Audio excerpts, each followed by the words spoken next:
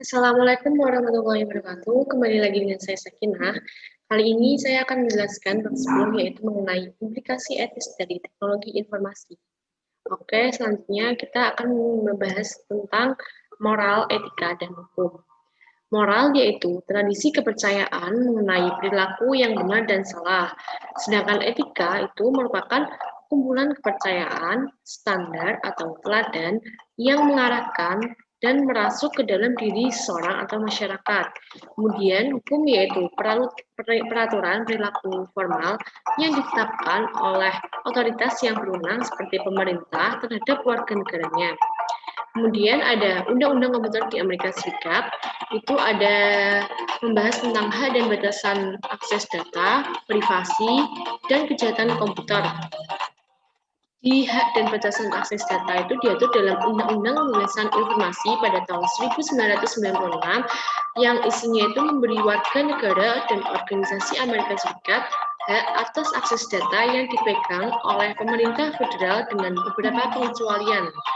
Selanjutnya di privasi itu tuh dibahas dalam Undang-Undang Privasi Komunikasi Elektronik tahun 1968 yang isinya itu hanya mencakup komunikasi suara. Kemudian ditulis ulang pada tahun 1986 agar mencakup data digital, komunikasi video, dan surat elektronik. Kemudian ada kejahatan komputer itu dibahas dalam Undang-Undang Keamanan Komputer Usaha Kecil dan Pendidikan serta Undang-Undang Perangkat Akses Palsu dan Kejahatan serta Penipuan melalui komputer. Selanjutnya ada paten peranti lunak. Nah, di paten peranti lunak ini tuh pada bulan Juli tahun 1988, Pengadilan Banding Federal Amerika Serikat itu memutuskan bahwa proses bisnis itu harus dipatenkan. Nah, ada beberapa alasan peranti lunak tidak dapat dipatenkan, yaitu yang pertama mengenai algoritma matematika tidak dapat dipatenkan, serta metode bisnis itu tidak dapat dipatenkan. Kemudian muncul undang-undang paten peranti lunak di Uni Eropa dan di undang-undang privasi pribadi di Republik Rakyat Cina.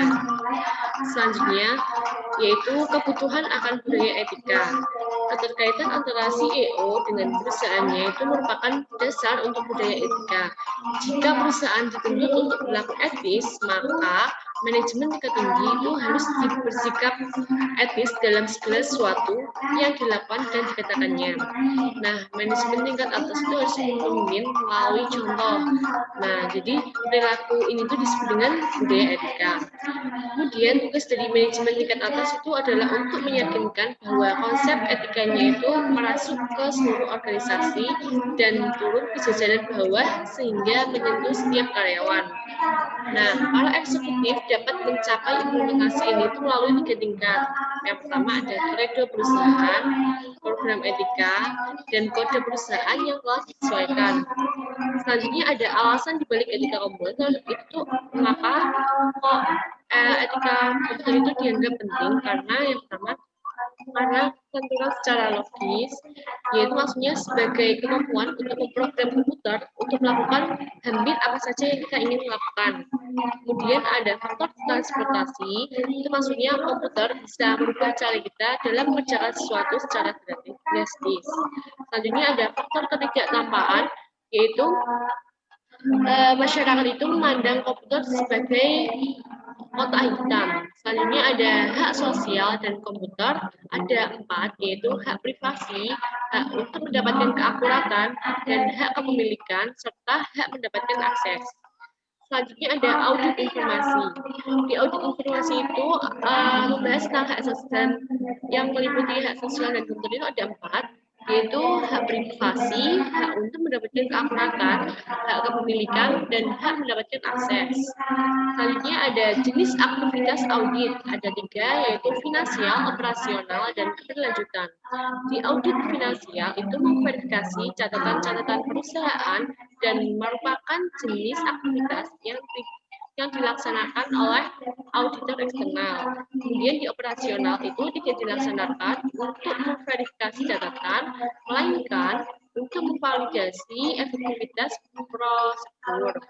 Selanjutnya ada keberlanjutan, itu seperti seperti audit operasional, cuman kalau audit keberlanjutan itu berlangsung secara terus-menerus. Selanjutnya ada tujuan pengembangan kebijakan terpisah. Ada 5. Yang pertama, keamanan sistem informasi, personal komunikasi data, lingkungan dan fisik. Yang kedua ada pengendalian akses sistem. Kemudian ada klasifikasi informasi, perencanaan kelangsungan usaha, dan akuntabilitas manajemen. Selanjutnya ada menerapkan etika dalam teknologi informasi. Nah, di dalam kode etik, Association for Computing Machinery itu menyusun kode etik dan perilaku profesional yang diharapkan dapat diikuti oleh anggotanya. Nah, di kode etik sendiri itu ada kode etik dan perilaku profesional SIM. Ada 4 kode etik dan perilaku, yaitu keharusan moral umum, tanggung jawab profesional yang lebih spesifik, keharusan kepemimpinan organisasi, serta kepatuhan terhadap kode. Kemudian ada kode etik profesional rekayasa peranti lunak.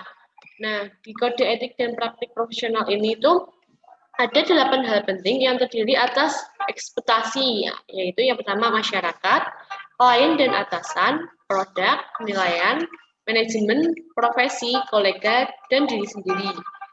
Nah, selanjutnya ada etika dan CEO. Di CEO ini dapat memenuhi ekspektasi pelaporan keuangan dengan cara mengikuti program yang mencakup hal-hal berikut. Yang pertama ada mencapai tingkat pemahaman yang lebih baik akan pemahaman prinsip-prinsip akuntansi. Kedua ada mempelajari sistem informasi yang menyelesaikan laporan keuangan dan mengambil tindakan perbaikan. Tiga ada mendidik eksekutif perusahaan mengenai sistem-sistem keuangan. Keempat ada mengintegrasikan dalam sistem informasi alarm yang memperingatkan eksekutif terhadap aktivitas yang membutuhkan perhatian.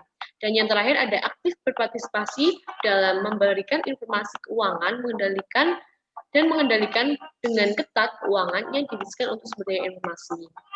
Selanjutnya ada pengaruh Sarbanes-Oxley. Nah, meskipun undang-undang Sarbanes-Oxley itu ditujukan kepada CEO dan CFO, nah, tapi itu CIO tetap dapat memainkan peranan penting agar perusahaan tersebut memenuhi ekspektasi SOX. Kemudian CIO itu juga dapat meyakinkan agar CEO dan CFO itu memahami sistem informasi keuangan dan pengendalian yang ada di dalamnya. Kemudian di informasi ini tuh juga dapat disampaikan kepada komite pengawas SIM. Seluruh eksekutif dapat diberitahu mengenai kemajuan pengendalian di dalam suatu sistem saat sistem itu disusun.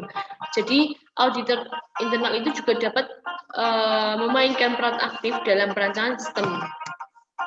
Nah, mungkin itu saja yang bisa saya sampaikan. Jika ada salah kata, mohon dimaafkan. Wassalamualaikum warahmatullahi wabarakatuh.